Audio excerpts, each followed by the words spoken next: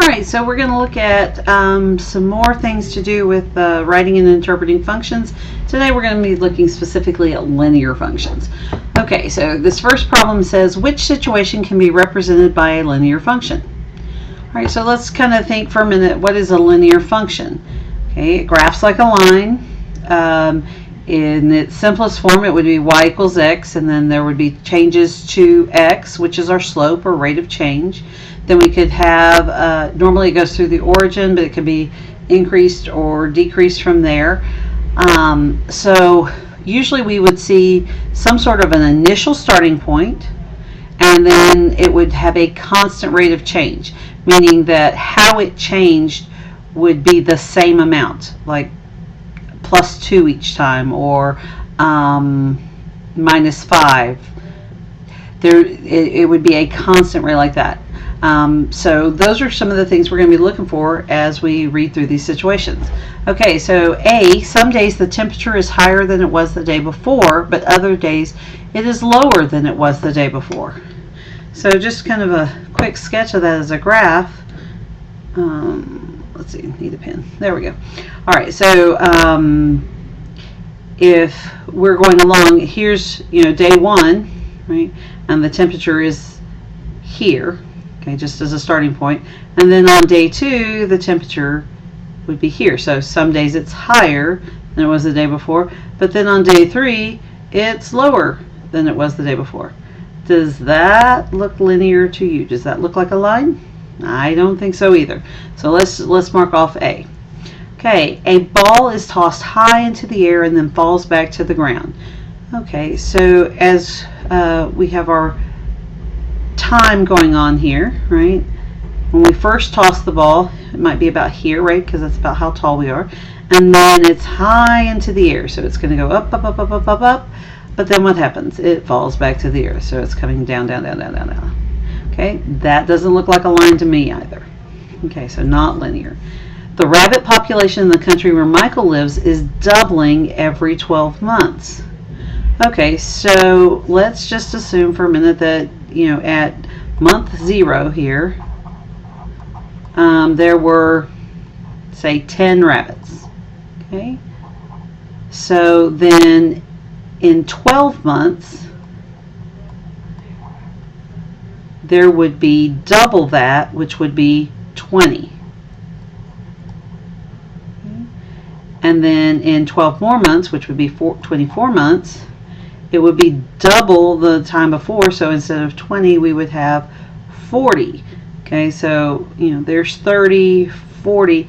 That's a greater increase. So what I think we're going to see here is it's going to be more of a curve, right? It's going to increase that way. So that's not linear either. So it rains 1 inch per hour for 10 hours. Okay, so if we're looking at that situation, here we start off, we have no rain, and then in 10 hours, right, it stops raining. Okay, so every hour we get an inch of rain, and so then another inch and another inch and so on. So it's doing this nice increase of 1 inch per hour, right? Up 1 inch over 1 hour, up 1 inch over 1 hour. So the 1 inch per hour is our rate, and it's a constant rate, right? That same 1 inch per hour. And then and our starting point was at 0. So we have those two requirements. It graphs like a line. So I think D, it rains 1 inch per hour for 10 hours, represents our linear function. Okay. Which such situation cannot, let's double, underline, highlight, maybe even set off some bells and whistles there. Make sure we understand that it is not described as a linear function. Okay, so 3 of these will be linear, the other one won't be. All right, a submarine descends at a rate of 100 feet per minute. Okay, they said the word rate, 100 feet per minute. That's constant, right? Every minute it's another 100. Okay, so that sounds linear. As it runs, a rabbit means a constant speed of 50 meters per second. Okay, remember mean means average. So the rabbit averages a constant speed of 15 meters per second. So 15 meters per second, that looks like a rate, and it's a pretty constant rate that he's going there. Okay, human hair has periods of growth followed by periods of no growth. Okay, we've got growth and then no growth. Does that sound constant? That doesn't sound very constant to me, right? So not constant. Okay, and then during an 18-mile kayak race, Tamara averages 4.5 miles per hour. So it doesn't come out and say it, but that is a rate, and that is a constant rate. So H being not constant rate means it cannot be linear. So that's our answer choice. Okay, which graph models a linear function? Okay, so they give us 4 different choices. I'm going to pull up a graph here real quick. So a V-shaped graph with a vertex at 0, 0. Okay, so if my vertex is at 0, 0, right, and it's V-shaped, so V-shaped, okay, that doesn't look very linear to me. So I'm going to say that's a no. A parabola. Now, we haven't really talked about parabolas in our class yet, but I'll show you what a parabola kind of is, a U-shaped. So one of the parent function for parabolas looks like this. Okay. So there's a parabola. And it's got a vertex at 0, 0, and it's opening up. Okay. That doesn't look much like a line. It says a parabola that opens down and has a vertex at 0, 0. Well, that's going to be the same shape, just going the other direction. So I don't think that's going to be very linear either. Oh, and then we have the word line that passed through 0, 0. Well, I think the very fact that it says it's a line sort of is a giveaway. That should be our linear function. Okay. The base of the hill is 75 feet below sea level. A path up the hill rises 2 feet for every 7 feet of horizontal distance it gains. Which equation shows the relationship between the elevation above sea level, E, at any point on the path and the horizontal distance, D, of the point from the base of the hill? Okay, let's see. So I've got a hill. Okay, the base is at 75 feet below sea level. Okay, so if I were going to put this kind of on a graph, right, my x-axis would be up here somewhere, because the base would be below sea level, right? So a negative 75 feet. A path up the hill rises 2 feet for every 7 feet of horizontal distance. So if I go up 2 feet and then over 7, right? And I'm going up the hill 2 feet every 7. 2 feet every 7. So that's not obviously drawn to scale, because negative 75 would, that's only about 8 feet. But that's what's going on there. All right, so which equation shows the relationship between the elevation above sea level, E, at any point on the path and the horizontal distance, D? Okay, so you'll notice E, right, is our elevation above sea level. We're only going to get to above sea level by doing something by going a big distance, right, this way. All right, so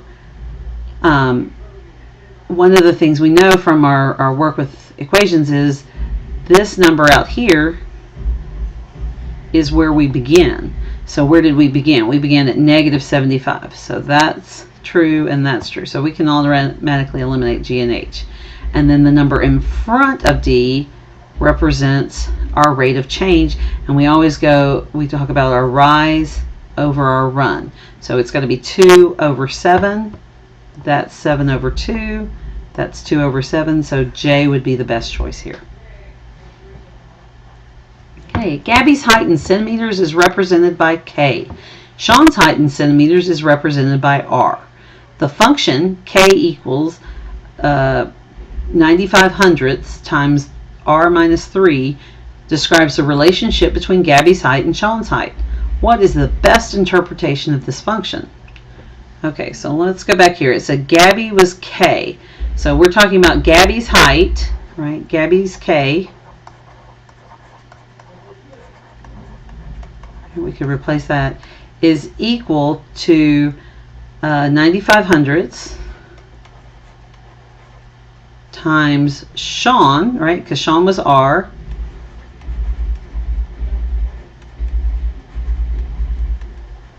And then what was it? Minus 3. Okay, so if we replace that way, let's see. Sean's height is 95 hundredths times the difference. Ooh, no, Sean's height's not. Sean's height is got the subtraction on it, so I don't think that's right. Gabby's height is 3 times Sean's height. We're not multiplying by 3 anywhere in there, so I don't think that's right either. Gabby's height is 95 hundredths times the difference. 95 hundredths times the difference. I've got subtraction going on here. I think we're onto something. So 95 hundredths times the difference of Sean's height and 3. So it's the difference of Sean's height and 3. Okay, I think C is the best answer. Let's just double check D, see if it's any better. Gabby's height is 3 centimeters less than 95 hundredths of Sean's height. Oh, it looks really close because that less than says we would subtract the 3, but we're subtracting the 3 from Sean's height, not 95 hundredths of Sean's height. So that one's not quite right. It's close, but it's not good enough. C is the best answer there. Okay, an airline is hiring 5 fewer than twice the number of domestic flight attendants as international flight attendants. The airline is hiring a total of 34 attendants. How many international attendants is the airline hiring? Okay, so they're hiring a total of 34. So that's domestic plus international, right, is going to equal that 34. Okay. And they said it's 5 fewer than twice the number of domestics will be their international. So their international is going to be 5 fewer. So we're going to subtract 5 from 2 times the number of the domestics. Okay, so I think here I would like to replace I, right, with 2D minus 5 and figure out the number of domestics, and then whatever's left over has got to be my internationals. Okay, so let's see, if I say D plus 2D minus 5 equals 34, then I know that 3D minus 5 equals 34.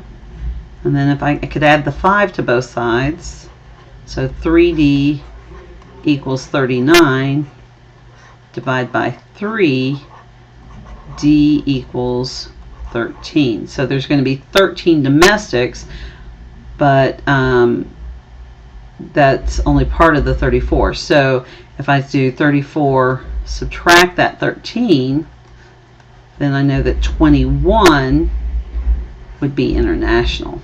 Okay, right there to throw us off because we got all the way to 13, and if we hadn't gone back and answered the question, we might have picked that one. Okay.